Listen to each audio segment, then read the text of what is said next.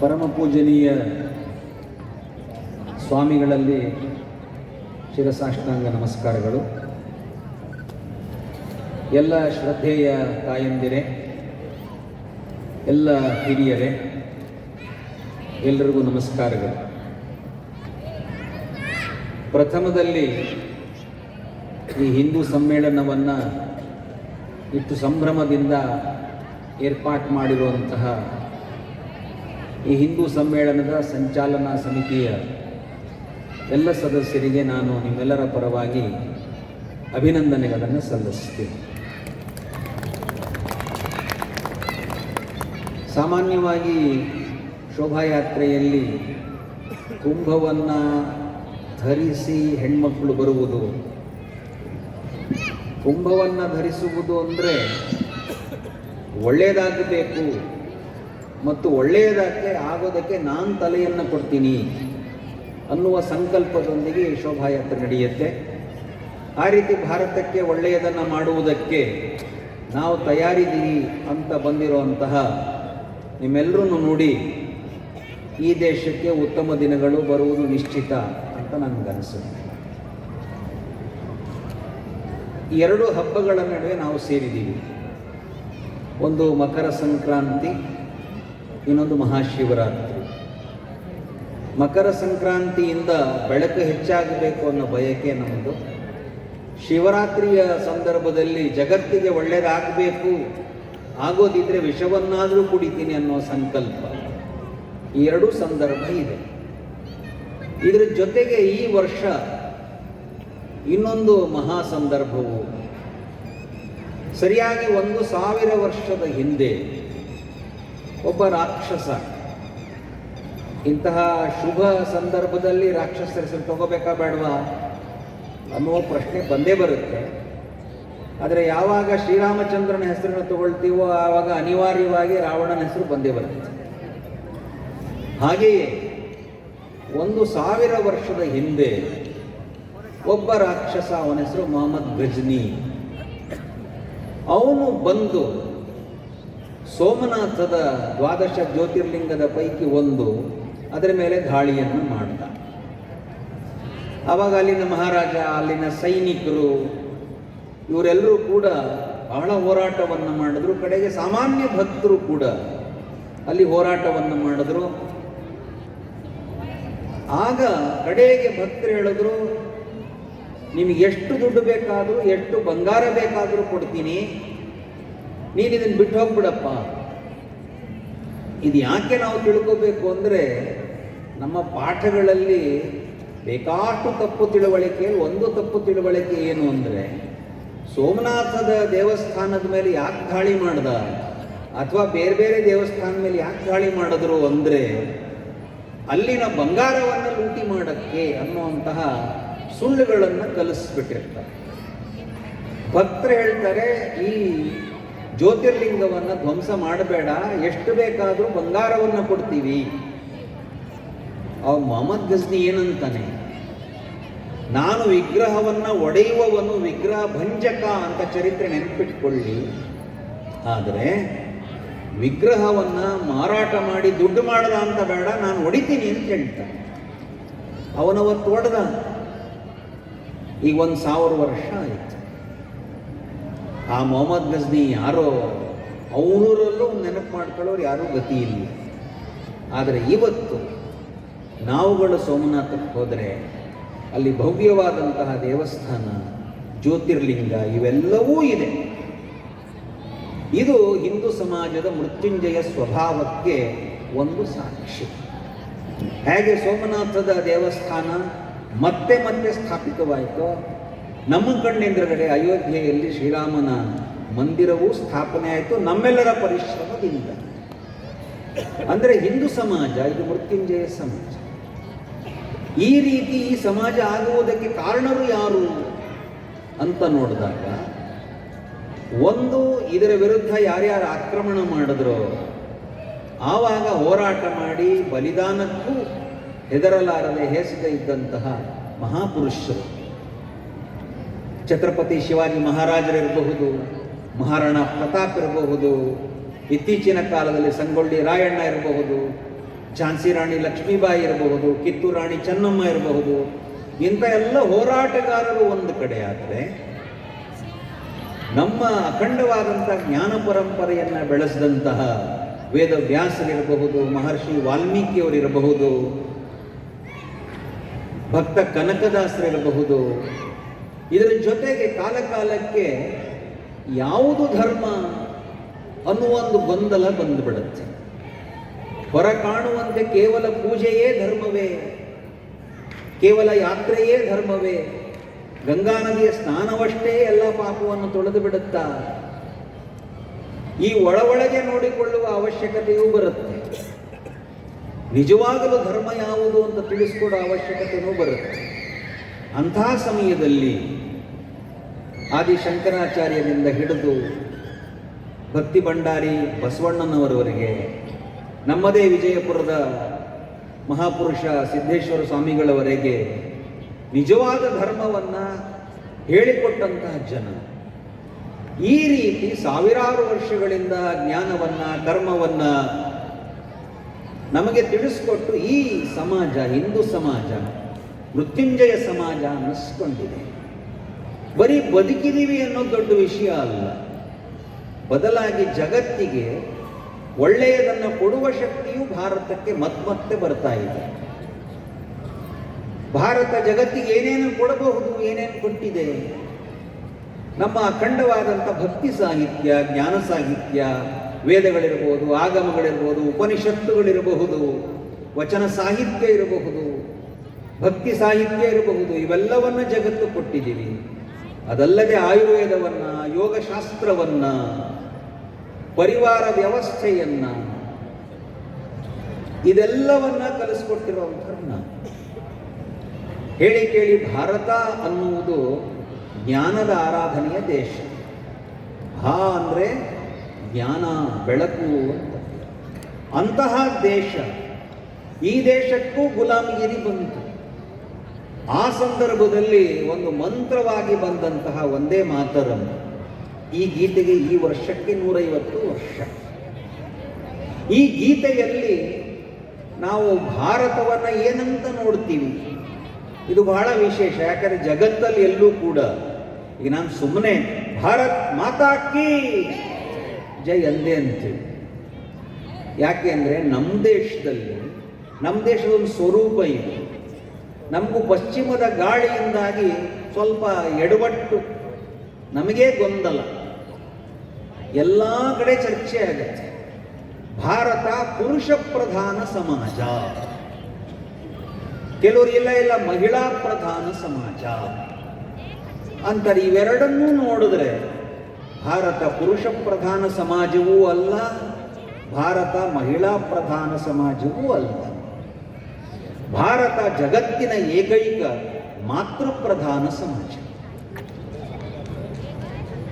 ಹೆಣ್ಣಿಗೆ ಬೇಕಾಷ್ಟು ಸ್ವರೂಪಗಳಿದೆ, ಆದರೆ ಆ ಸ್ವರೂಪದಲ್ಲಿ ನಾವು ತಾಯಿ ಅನ್ನುವುದನ್ನು ದೇವರು ಅಂತ ಗೌರವಿಸಿದ್ದೀವಿ. ಹಾಗಾಗಿ ನಮ್ಮ ದೇಶದಲ್ಲಿ ಎಲ್ಲ ನದಿಗಳು ಎಲ್ಲಕ್ಕೂ ಕೂಡ ತಾಯಂದ್ರ ಹೆಸರೇ ಇದೆ. ಒಂದೇ ಮಾತರಂಗೆ ಯಾಕೆ ಆ ರೀತಿ ಗೌರವ ಬಂತು ಅಂದರೆ, ಅದು ಭಾರತವನ್ನು ತಾಯಿಯಾಗಿ ನೋಡೋದನ್ನು ಕಲಿಸ್ತು. ಅದಕ್ಕೆ ಎಷ್ಟು ವರ್ಷಗಳಲ್ಲಿ ಒಂದೇ ಮಾತರಂ ಎಷ್ಟು ದೇಶಭಕ್ತಿಯನ್ನು ತಂದುಕೊಟ್ಟಿದೆ ಅಂದರೆ, ಈಗಲೂ ಒಂದೇ ಮಾತರಂ ಅಂದ ತಕ್ಷಣವೇ ಒಂದು ರೋಮಾಂಚನ ಆಗುತ್ತೆ. ಆ ಹಾಡಿಗೆ 150 ವರ್ಷ. ಆ ಹಾಡಿನಲ್ಲಿ ಭಾರತ ಮಾತೆಯನ್ನು ದೇವಿಯಾಗಿ ಸ್ತುತಿ ಮಾಡಲಾಗಿದೆ. ದೇವಿಗೂ 3 ಸ್ವರೂಪ ಇದೆ. ಒಂದು ಲಕ್ಷ್ಮಿ, ಇನ್ನೊಂದು ದುರ್ಗಿ, ಒಂದು ಸರಸ್ವತಿ. ಈ 3ರಲ್ಲಿ ಯಾವುದು ದೊಡ್ಡದು ಯಾವುದು ಸಣ್ಣದಿಲ್ಲ. ತುಂಬ ಜನರಿಗೆ ಈ ಗೊಂದಲ ಇರುತ್ತೆ. ದೇಶ ಚೆನ್ನಾಗಿದ್ರೆ ಸಾಕು ಅಂದರೆ ಏನು ಚೆನ್ನಾಗಿರುವುದು? ಒಂದು ಲಕ್ಷ್ಮಿಯ ಸ್ವರೂಪ ಅಂದರೆ ದೇಶ ಸಂಪದ್ಭರಿತವಾಗಿರಬೇಕು. ಬಡತನವನ್ನು ಎಂದೂ ಭಾರತ ಆರಾಧನೆ ಮಾಡಿಲ್ಲ. ಭಾರತ ಯಾವಾಗಲೂ ಶ್ರೀಮಂತಿಕೆಯನ್ನು ಇಷ್ಟಪಟ್ಟಿರುವಂಥ ದೇಶ. ಆದರೆ ಅಧರ್ಮ ಮಾರ್ಗದಲ್ಲಿ ಸಂಪಾದನೆ ಮಾಡಬಾರದು ಅನ್ನುವುದು ವಿಷಯ.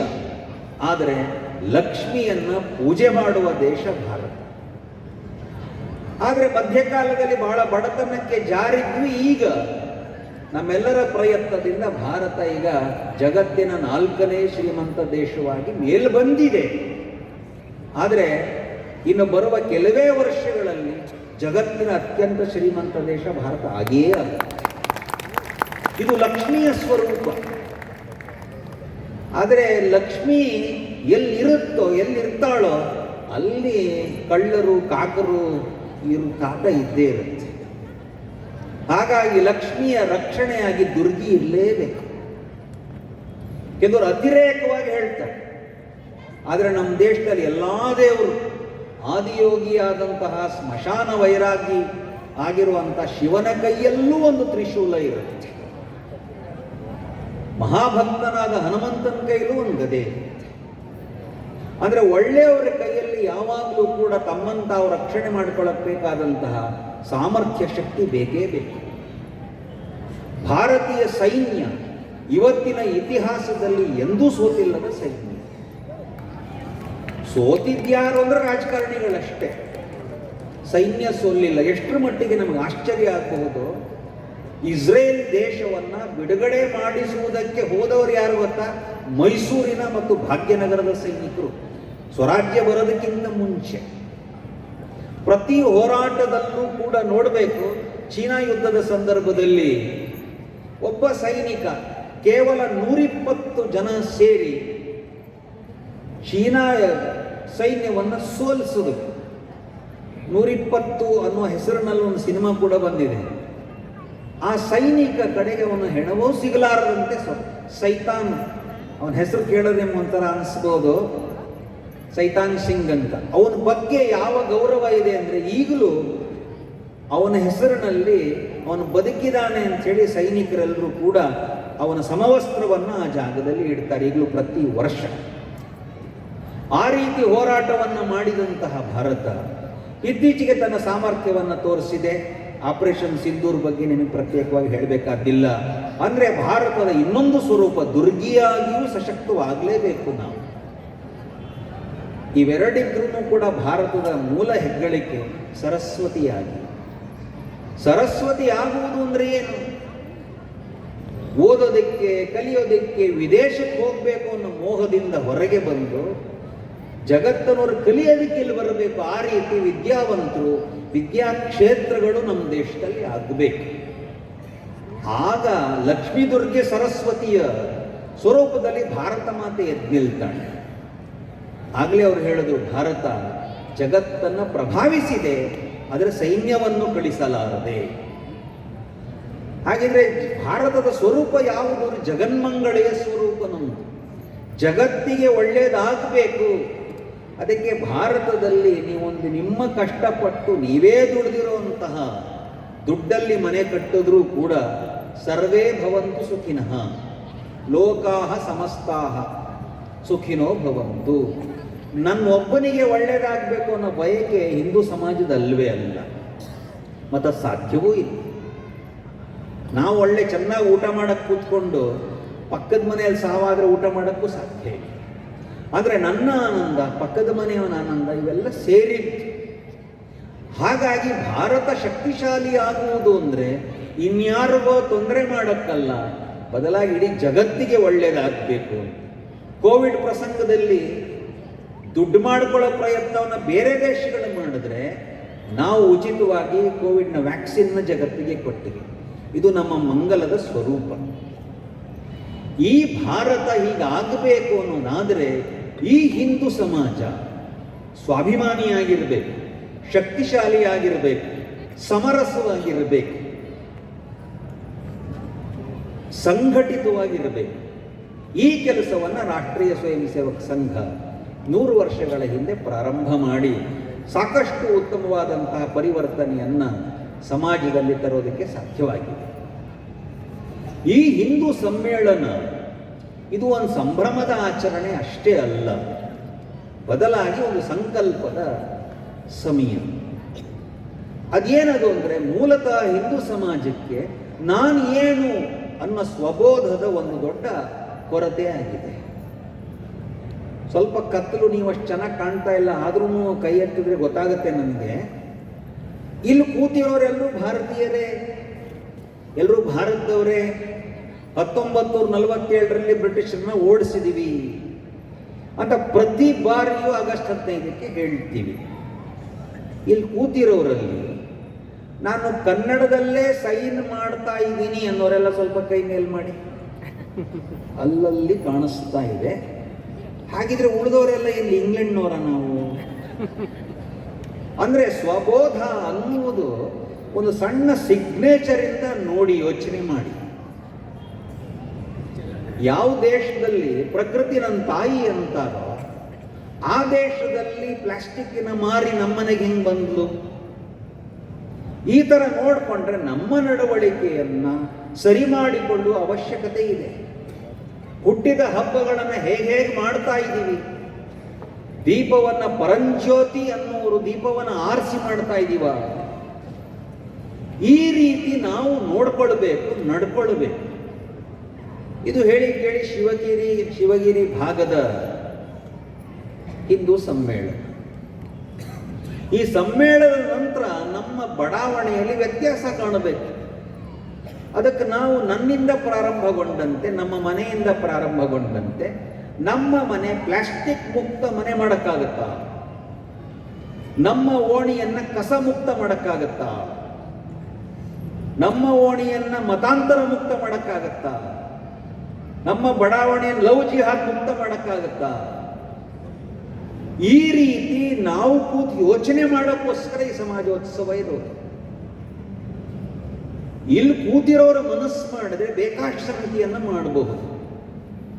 ಆದರೆ ಒಂದು ಈ 75 ವರ್ಷದ ಎಡವಟ್ಟಿನೊಂದಾಗಿರೋದೇನು ಅಂದ್ರೆ, ಏನೇ ಮಾಡಬೇಕಾದ್ರೂ ರಾಜಕಾರಣಿಗಳು ಮಾಡಬೇಕು, ಸರ್ಕಾರ ಮಾಡಬೇಕು ಅನ್ನೋ ವಿಚಿತ್ರವಾದಂಥ ಮಾನಸಿಕತೆ ಬಂತು.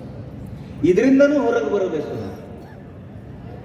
ನಾವು ಹೇಳುವಾಗ ಸಾಲುಮರದ ತಿಮ್ಮಕ್ಕನ ಬಗ್ಗೆ ಹೇಳ್ತೀವಿ, ಆದರೆ ನಾವು ಗಿಡ ಅಂದ್ರೆ ಇಲ್ರಿ, ಅದು ಸರ್ಕಾರದವ್ರು ಮಾಡಬೇಕು. ಈ ತರ ಯಾವುದೇ ವಿಷಯಕ್ಕೆ ಬಂದರೂ ಸರ್ಕಾರ ಮಾಡಬೇಕು ಅನ್ನೋದು ಹಿಂದೂ ಸಮಾಜದ ಸ್ವಭಾವ ಅಲ್ಲ. ಇದು ಹಿಂದೂ ಸಮಾಜ ಮೂಲತಃ ಕೊಡುವ ಸಮಾಜ. ಹಾಗಾಗಿ ನಮ್ಮ ದೇಶದಲ್ಲಿ ಸನ್ಯಾಸಿಗಳಿಗೆ ಅಪಾರ ಗೌರವ. ಯಾಕೆ? ಅವರು ತ್ಯಾಗಿಗಳು, ಜ್ಞಾನಿಗಳು ಅಂತ.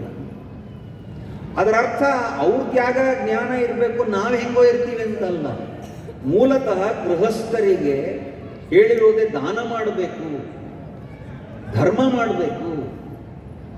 ಹಾಗಿದ್ರೆ ಇಲ್ಲಿ ಕೂತಿರೋರು ಸಮಾಜಕ್ಕೆ ಏನಾದ್ರು ಮಾಡಬೇಕು. ನಾವು ಅದಕ್ಕೆ ಎಷ್ಟು ರೀತಿಯ ಯೋಜನೆಗಳು ನಮ್ಮ ಸಮಾಜದಲ್ಲೇ ಇದೆ. ಮುಷ್ಟಿಧಾನ್ಯ ಯೋಜನೆ ಅಂತ ಕೆಲವರು ತಂದಿದ್ದಾರೆ. ಪ್ರತಿ ಬಾರಿಯೂ ನಮ್ಮ ಮನೆಯ ಜನ ಊಟ ಮಾಡಕ್ಕೆ ಹೋದಾಗ ಮೊನ್ನೆ ಯಾರೋ ಯಾವುದೋ ಗ್ರಂಥಗಳನ್ನ ಟೀಕೆ ಮಾಡೋರು, ನಾನು ಅವಾಗ ಹೇಳಿದೆ, ನೋಡಪ್ಪ ಗ್ರಂಥದಲ್ಲಿ ಏನಿದೆಯೋ ಏನಿದೆ ಅನ್ನೋದು ಮೊದಲು ಹೇಳ್ಬಿಡ್ತೀನಿ ನಿಂಗೆ. ಒಂದು ಅಂದೆ, ಏನು? ಮೊದಲು ಮನೆಯಲ್ಲಿ ಹೆಣ್ಮಕ್ಳು ಊಟ ಮಾಡಬೇಕು, ಆಮೇಲೆ ಮಕ್ಕಳು ಊಟ ಮಾಡಬೇಕು, ಆಮೇಲೆ ಸುತ್ತಮುತ್ತ ಇರುವವರು ಎಲ್ಲರೂ ಊಟ ಮಾಡಿದಾರ ನೋಡಬೇಕು. ಎಲ್ಲರೂ ಊಟ ಮಾಡಿದ ಮೇಲೆ ಗೃಹಸ್ಥ ಊಟ ಮಾಡಬೇಕು. ಅಂದ್ರೆ ಗೃಹಸ್ಥ ಕೇವಲ ತನಗಾಗಿ ಬದುಕಬಾರ, ಸಮಾಜಕ್ಕಾಗಿ ಬದುಕಬೇಕು ಅಂತ ಶಾಸ್ತ್ರಗಳಲ್ಲೇ ಹೇಳಿದೆ. ಹಾಗಿದ್ರೆ ನಮ್ಮ ಮನೆಯ ಊಟ, ಅಡಿಗೆ, ಅದನ್ನು ಮಾಡುವ ಒಂದು ಮುಷ್ಟಿಯನ್ನು ಪಕ್ಕಕ್ಕಿಡಬೇಕು, ಅದನ್ನು ಶೇಖರಣೆ ಮಾಡಬೇಕು. ಅನಾಥಾಶ್ರಮಗಳು ಎಲ್ಲಿ ಕಷ್ಟ ಇದೆ ಅಲ್ಲಿಗೆ ದಾನ ಮಾಡಬೇಕು. ಮಕ್ಕಳು, ಸಣ್ಣ ವಯಸ್ಸಿನ ಮಕ್ಕಳಿಗೂ ಕೂಡ ದಿನಕ್ಕೊಂದು ರೂಪಾಯಿ ಉಳಿಸ್ಬೇಕು, ಸಮಾಜಕ್ಕೆ ಕೊಡಬೇಕು ಅನ್ನೋದು ಕಲಿಸ್ಬೇಕು. ದಾನ ಅನ್ನುವುದು ಹಿಂದೂ ಸಮಾಜದ ಮೂಲ ಧರ್ಮ. ಅದಕ್ಕೆ ವಿವೇಕಾನಂದರು ಹೇಳಿದ್ದಾರೆ, ತ್ಯಾಗ ಮತ್ತು ಸೇವೆ ಇದು ಭಾರತದ ಜೀವನದ ಮೂಲಾಧಾರಗಳು. ಇದನ್ನ ಬಲಗೊಳಿಸ್ಕೊಂಡ್ರೆ ಭಾರತ ಮಾತೆ ಜಗದ್ಗುರು ಆಗ್ತಾಳೆ. ಇದನ್ನ ಬಲಗೊಳಿಸುವುದು ಯಾರು? ನಾವೇ ಮಾಡಬೇಕಾಗುತ್ತೆ. ಇದು ಸರ್ಕಾರಿ ಯೋಜನೆ ಆಗಕ್ಕೆ ಸಾಧ್ಯ ಇಲ್ಲ. ದಾನ ಮಾಡಿ ಅಂತ ಹೇಳಕ್ಕಾಗತ್ತೆ? ಅದಕ್ಕೋಸ್ಕರ ನಾವು ಕೂತಿರೋದು ಯೋಚನೆ ಮಾಡಬೇಕು. ನನ್ನ ಮನೆ ಸಮಾಜಕ್ಕೆ ಏನು ಮಾಡ್ತಾ ಇದೆ? ನನ್ನ ಮನೆ ಏನೇನು ಕಲಿಸ್ತಾ ಇದೆ? ಈ ಕಲಿಸುವಾಗ ಹೊಸ ಸಂಗತಿಗಳು ಬಂದಿದೆ. ಸಾಮಾನ್ಯವಾಗಿ ನಾವು ಹಿರಿಯರಿಗೆ ಗೌರವ ಸಲ್ಲಿಸಬೇಕು, ಕಾಲ್ಮುಟ್ಟಿ ನಮಸ್ಕಾರ ಮಾಡಬೇಕು ಅನ್ನೋ ಮನೆಯಲ್ಲೇ ಕಲಿಸ್ಕೊಡ್ತೀವಿ. ಹಾಗೆಯೇ ಆಧುನಿಕ ಕಾಲದಲ್ಲಿ ಸಂವಿಧಾನ ನಮ್ಗೇನೇನು ಹೇಳುತ್ತೆ ಅದನ್ನು ಕಲಿಸ್ಕೊಡೋರು ಯಾರು? ನೀನು ಬೈಕ್ ಓಡಿಸ್ಬೇಕಾದ್ರೆ 18 ವರ್ಷ ಆಗಿರಬೇಕು. ಇದನ್ನು ಯಾರು ಕಲಿಸ್ಕೊಡೋದು? ಬೈಕ್ ಓಡಿಸ್ಬೇಕಾದ್ರೆ ಲೈಸೆನ್ಸ್ ಇರಬೇಕು, ಹೆಲ್ಮೆಟ್ ಹಾಕೊಂಡು ಹೋಗ್ಬೇಕು, ಎಲ್ಲಂದ್ರೆ ಕಸ ಹಾಕಬಾರದು. ಈ ಸಂವಿಧಾನದ ನಡವಳಿಕೆಯನ್ನು ನಾವು ಕಲಿಸ್ಕೊಡ್ಬೇಕಾಗತ್ತೆ. ಇದನ್ನು ಇನ್ಯಾರೋ ಮಾಡೋಕ್ಕಾಗಲ್ಲ. ಹಾಗಾಗಿ ಈ ವರ್ಷಗಳಲ್ಲಿ ಹಿಂದೂ ಸಮಾಜೋತ್ಸವ ಮಾಡುವಾಗ ನಾವು ಮುಖ್ಯವಾಗಿ ನಮ್ಮ ಕರ್ತವ್ಯ ಬೋಧದ ಕಡೆ ಗಮನ ಕೊಡಬೇಕು. ನಮಗೆ ಏನು ಸಿಗುತ್ತೆ ಅಂತ ಕೇಳುವುದು ಹಿಂದೂಗಳ ಲಕ್ಷಣವಲ್ಲ, ಬದಲಾಗಿ ನಾನೇನು ಕೊಡಬಹುದು, ಇದು ಮೂಲ ಹಿಂದುವಿನ ಧೋರಣೆ. ಹಾಗಾಗಿ ಇಂಥ ಜ್ಞಾನವಂತ, ಪೌರುಷವಂತ, ಶ್ರೀಮಂತವಾದ ಸಮಾಜ ತನ್ನೊಳಗಿನ ದೋಷಗಳನ್ನು ತಿದ್ದುಕೋಬೇಕು. ಇಡೀ ಪ್ರಪಂಚವನ್ನು ಒಂದು ಪರಿವಾರ ಮಾಡಬೇಕು ಅಂತ ಹೊರಟವರಿಗೆ ನಮ್ಮ ಸುತ್ತಲುತ್ತ ಇರೋರನ್ನು ಕೂಡ ನಮ್ಮ ಅಣ್ಣ ತಮ್ಮಂದ್ರಾಗೆ ನೋಡುವ ಒಂದು ಗುಣ ಬೇಕಲ್ಲ. ಹಾಗಾಗಿ ಹೊಂದ್ಕೊಂಡು ಹೋಗುವುದು ಮತ್ತು ಈ ಇಡೀ ಪ್ರಕೃತಿ ನನಗಾಗಿ ಅಲ್ಲ, ಇದೆಲ್ಲ ದೇವಿ ಸ್ವರೂಪ ಅನ್ನುವಾಗ ನಡವಳಿಕೆಯಲ್ಲಿ ಏನೇನು ಬದಲಾವಣೆ ನಾನು ಮಾಡಿಕೊಳ್ಬೇಕು. ಇದು ಪ್ರತಿಯೊಬ್ಬ ಹಿಂದುವು ವೈಯಕ್ತಿಕವಾಗಿ, ಒಂದು ಪರಿವಾರವಾಗಿ, ಒಂದು ಓಣಿಯ ಜನರಾಗಿ, ಒಂದು ಊರಿನ ಜನರಾಗಿ ನಾವು ಯೋಚನೆ ಮಾಡಬೇಕು. ನಮ್ಮ ಓಣಿಗೆ ಬಂದ ತಕ್ಷಣ ಅನ್ನಿಸ್ಬೇಕು, ಇದೊಂದು ವಿಶೇಷವಾದಂತಹ ಸ್ವಚ್ಛತೆ ಇಲ್ಲಿದೆ, ಈ ಓಣಿಯಲ್ಲಿ ಹಸಿರು ನಳನಳಿಸ್ತಾ ಇದೆ. ಈ ರೀತಿ ನಮ್ಮ ಓಣಿಯನ್ನು ಮಾಡುವ ಜವಾಬ್ದಾರಿ ನಮ್ಮದು. ಈ ಜವಾಬ್ದಾರಿಯನ್ನು ಮುಂದುವರಿಸುವ ದೃಷ್ಟಿಯಿಂದ ಹಿಂದೂ ಸಮ್ಮೇಳನದ ಆಯೋಜನಾ ಸಮಿತಿಯ ಕೆಲಸ ಇವತ್ತಿಂದ ಪ್ರಾರಂಭ. ಕೆಲವೊಮ್ಮೆ ದೊಡ್ಡ ಕಾರ್ಯಕ್ರಮ ಮಾಡಿದ ತಕ್ಷಣ ತುಂಬಾ ಚೆನ್ನಾಗಾಯಿತು. ಒಂದು ಮಾತಿದೆ, ಯುದ್ಧಸ್ಯ ವಾರ್ತಾರಮ್ಯ. ಯುದ್ಧ ಮುಗಿದು ಶತಮಾನಗಳ ನಂತರವೂ ಅದ್ರ ಬಗ್ಗೆ ಚರ್ಚೆ ಮಾಡ್ತಾನೇ ಇರುತ್ತೆ. ಬಹಳ ಚೆನ್ನಾಗಾಯ್ತು, ಏನು ಮಸ್ತ್ ಆಯ್ತು, ಏನು ಬರುತ್ತೆ ನಮಗೆ, ಏನು ಶೋಭಾಯಾತ್ರೆ. ಆಮೇಲೆ ಏನ್ರಿ, ಅದಕ್ಕೆ ಹಿಂದೂ ಸಮ್ಮೇಳನದ ಈ ಆಯೋಜನಾ ಸಮಿತಿಯವರು ಕೂತ್ಕೊಂಡು ಯೋಚನೆ ಮಾಡಬೇಕು, ಏನೇನು ಮಾಡಬೇಕು. ನಾವು ಇಲ್ಲಿ ಬಂದಿರೋರು ಕೂಡ ಯೋಚನೆ ಮಾಡಬೇಕು. ಇಂಥ ಒಳ್ಳೆಯ ಕಾರ್ಯಕ್ರಮದ ಭಾಗ ಆಗಿದ್ವಿ ನಾವು.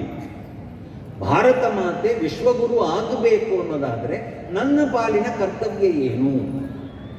ಈ ದೃಷ್ಟಿಯಿಂದ 5 ರೀತಿಯ ಪರಿವರ್ತನೆಯ ವಿಷಯವನ್ನ ಎಲ್ಲ ಕರಪತ್ರದಲ್ಲೂ ಎಲ್ಲ ಕಾರ್ಯಕ್ರಮದಲ್ಲೂ ಪ್ರಸ್ತಾಪನೆ ಮಾಡ್ತಾ ಇದ್ದೀವಿ. ಆ ಹಿನ್ನೆಲೆ ಒಳಗಡೆ ಒಂದು ಮೂಲಭೂತವಾಗಿ ಹಿಂದೂ ಸಂಘಟನೆ ಆಗಬೇಕು ಅನ್ನೋದಾದರೆ ಎಲ್ಲ ಹಿಂದೂಗಳು ನಮ್ಮವರೇ. ಎಷ್ಟೋ ಬಾರಿ ಎಲ್ಲರಿಗೂ ಕೆಲಸ ಮಾಡಿದ ಮಹಾಪುರುಷರನ್ನು ನಾವು ಎಲ್ಲೆಲ್ಲೋ ಸಣ್ಣ ಸಣ್ಣ ನಮ್ಮ ಚೌಕಟ್ಟಿಗೆ ಸಿಕ್ಕಾಕ್ಸ್ಬಿಟ್ಟಿರ್ತೀವಿ. ಇಲ್ಲೇ ಹಿಂದುಗಡೆಗೆ ಇಷ್ಟು ಮಹಾಪುರುಷರ ಚಿತ್ರಗಳನ್ನು ಹಾಕಿದ್ದಾರೆ. ಈ ಮಹಾಪುರುಷರೆಲ್ಲರೂ ಈ ಸಮಾಜಕ್ಕೆ ಕೆಲಸ ಮಾಡಿದವರು. ಅದರಲ್ಲಿ ದೈವವಶಾತ್ ಯಾವುದೋ ನಮ್ಮ ಜಾತಿಗೆ ಸೇರಿದವರು ಇದ್ದಿರಬಹುದು, ಆದರೆ ಅವರೇನು ಜಾತಿ ಮುಖಂಡರಲ್ಲ, ಅವರೆಲ್ಲರೂ ಕೂಡ ಸಮಾಜದ ಮುಖಂಡರು. ಹಾಗಾಗಿ ಇವರೆಲ್ಲರ ಜಯಂತಿಗಳನ್ನು ಎಲ್ಲರೂ ಕೂಡಿ ಮಾಡ್ತೀವ. ಇವರೆಲ್ಲರ ಭಾವಚಿತ್ರಗಳು ಎಲ್ಲರ ಮನೆಯಲ್ಲಿ ಇದೆಯಾ? ಈ ಥರ ಸಣ್ಣ ಸಣ್ಣ ವಿಷಯಗಳಿಂದ ಹಿಂದೂ ಸಮಾಜ ನಮ್ದೆಲ್ಲ ಒಂದು ಸಮಾಜ, ನಾವೆಲ್ಲರೂ ಭಾರತ ಮಾತೆ ಮಕ್ಕಳು, ನಾವೆಲ್ಲರೂ ಸೇರಿ ಭಾರತ ಮಾತೆಯ ಕೆಲಸವನ್ನು ಮಾಡಬೇಕು ಅನ್ನೋ ಯೋಚನೆಯನ್ನು ಮಾಡುವ ದೃಷ್ಟಿಯಿಂದ ಇಡೀ ದೇಶದಲ್ಲಿ ಹಿಂದೂ ಸಮಾಜೋತ್ಸವಗಳು ನಡೀತಾ ಇವೆ. ಹಿಂದೂ ಸಮಾಜದ ಮೂಲ ಸ್ವಭಾವದ ಕಾರಣ ಸಮಾಜದ ಕೆಲಸಕ್ಕೆ ಎಲ್ಲರೂ ಕೂಡ ಅತ್ಯಂತ ಆಸಕ್ತಿಯಿಂದ, ಪ್ರೀತಿಯಿಂದ, ಭಕ್ತಿಯಿಂದ ಬಂದಿದ್ದೀವಿ. ಆದರೆ ಭಕ್ತಿ ಅನ್ನೋದು ಯಾವಾಗಲೂ ಕೂಡ ಒಂದು ಸಾಮರ್ಥ್ಯವಾಗಿ ವ್ಯಕ್ತವಾಗಬೇಕು. ಅವಶ್ಯಕತೆ ಬಂದಾಗ ಹೋರಾಟಕ್ಕೆ, ಅವಶ್ಯಕತೆ ಬಂದಾಗ ಸೇವೆಗೆ, ಈ ಎರಡೂ ದೃಷ್ಟಿಯಲ್ಲಿ ತಯಾರಾಗಬೇಕು. ಅದಕ್ಕೆ ತಮ್ಮೆಲ್ಲರಲ್ಲೂ ಕೂಡ ಹಿಂದೂ ಸಮಾಜಕ್ಕೆ ಹೊರಗಿನಿಂದ ಬರುವಂತಹ ಎಲ್ಲ ಸವಾಲುಗಳನ್ನು ಎದುರಿಸುವಂಥ ಹೋರಾಟಕ್ಕೂ ತಯಾರಿರಬೇಕು. ಹಾಗೆ ಸಮಾಜವನ್ನು ಒಳಗಿನಿಂದ ಶುದ್ಧಗೊಳಿಸುವ ಎಲ್ಲ ಸೇವಾ ಕಾರ್ಯಗಳಿಗೆ ತಮ್ಮೆಲ್ಲರ ಶಕ್ತಿ ಸಲ್ಲುತ್ತೆ ಅನ್ನುವಂಥ ವಿಶ್ವಾಸದೊಂದಿಗೆ ನನ್ನ ಮಾತುಗಳನ್ನು ಮುಗಿಸ್ತೀನಿ. ನಮಸ್ಕಾರ.